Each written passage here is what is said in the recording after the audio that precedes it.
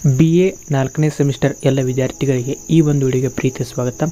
ಇವತ್ತಿನ ಒಂದು ವಿಡಿಯೋದಲ್ಲಿ ನಾವು ಘಟಕ 1 ಕಾಯಕದಲ್ಲಿ ಬರುವಂತಹ ಅಧ್ಯಾಯ 1 ಶಿವಯೋಗಿ ಶರೀರಂ ವೃತ ಸವೆಯಲಾಗದು ಎಂಬ ಅಧ್ಯಾಯದ ಅಭ್ಯಾಸದ ಪ್ರಶ್ನೋತ್ತರಗಳಲ್ಲಿ ಭಾಗ 3 ವಿಡಿಯೋ ಇದಾಗಿದೆ. ಈಗಾಗಲೇ ಈ ಅಧ್ಯಾಯಕ್ಕೆ ಸಂಬಂಧಿಸಿದಂಥ ಟಿಪ್ಪಣಿ ಭಾಗ, ಕೃತಿಕರ್ತ್ಯ ಪರಿಚಯವನ್ನು ಮತ್ತು ಪ್ರಬಂಧ ರೂಪದ ಪ್ರಶ್ನೋತ್ತರಗಳನ್ನು ಡಿಸ್ಕಷನ್ ಮಾಡಲಾಗಿದ್ದು ಅವುಗಳ ಲಿಂಕನ್ನು ಡಿಸ್ಕ್ರಿಪ್ಷನ್ ಬಾಕ್ಸಲ್ಲಿ ಕೊಟ್ಟಿರ್ತೀನಿ ಅಂತ ಹೇಳ್ತಾ ಇವತ್ತಿನ ಕ್ಲಾಸ್ನಲ್ಲಿ ನಾವು ಈ ಅಧ್ಯಾಯದ ಒಂದು ವಾಕ್ಯದಲ್ಲಿ ಉತ್ತರಿಸಿ ಪ್ರಶ್ನೆ ಉತ್ತರಗಳನ್ನು ಡಿಸ್ಕಷನ್ ಮಾಡೋಣ ಬನ್ನಿ.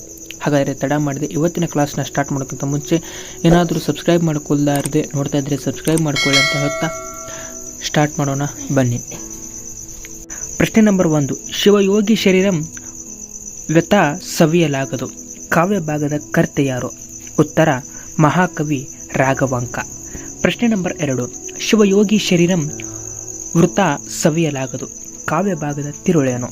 ಉತ್ತರ ಸಿದ್ದರಾಮ ಸಕಲ ಜೀವರಾಶಿ ಹಿತಾರ್ಥವಾಗಿ ಅನ್ನಛತ್ರ ಕೆರೆ ಕಟ್ಟಿಸಿ ದಾನ ಧರ್ಮ ಮಾಡುವುದರ ಮೂಲಕ ಆತನ ಕಾಯಕ ನಿಷ್ಠೆಯನ್ನು ಪ್ರತಿಪಾದಿಸುವುದು ಎಂಬುದು ಉತ್ತರವಾಗಿದೆ.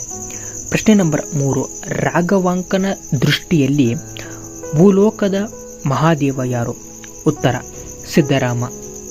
ಪ್ರಶ್ನೆ ನಂಬರ್ 4, ಸಿದ್ದರಾಮ ಮಾಡಿದ ಸತ್ಕಾರ್ಯವೇನು? ಉತ್ತರ ಅನ್ನಛತ್ರ ಕೆರೆಗಳನ್ನು ಕಟ್ಟಿಸಿ ನಿತ್ಯ ಧರ್ಮದಾನ ಮಾಡಿದ್ದು. ಪ್ರಶ್ನೆ ನಂಬರ್ 5, ಸಿದ್ದರಾಮನ ಕಾಯಕ ಕಂಡು ಕರುಣೆಗೊಂಡವನಾರು? ಉತ್ತರ ಶಿವ. ಪ್ರಶ್ನೆ ನಂಬರ್ 6, ಸಿದ್ದರಾಮನ ಕೀರ್ತಿ ಕೇಳಿ ಆತನನ್ನು ಕಾಣಲು ಬಂದವರಾರು?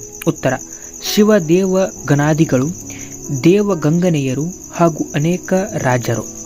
ಪ್ರಶ್ನೆ ನಂಬರ್ 7, ಸಿದ್ದರಾಮ ಕೆರೆ ಕಟ್ಟಿಸಿದುದೆಲ್ಲಿ?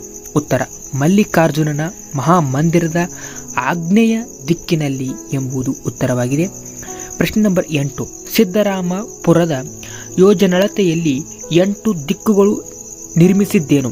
ಉತ್ತರ ಧರ್ಮಛತ್ರ ಅಥವಾ ಅನ್ನಛತ್ರಗಳನ್ನು.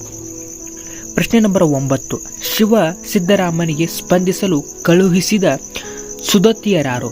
ಉತ್ತರ ಗಂಗೆ, ಗೌತಮಿ, ತುಂಗಭದ್ರೆ, ವರದೆ, ಪ್ರಯಾಗೆ, ಪಯೋಷ್ಟಿ, ಕಾಳಿಂದಿ, ನರ್ಮದೆ, ಮಲಪ್ರಹಾರಿಣಿ, ಭೀಮರತಿ, ವರುಣೆ, ಕುಮದೆ ಸುದತಿಯರು ಎಂಬುದು ಉತ್ತರವಾಗಿದೆ.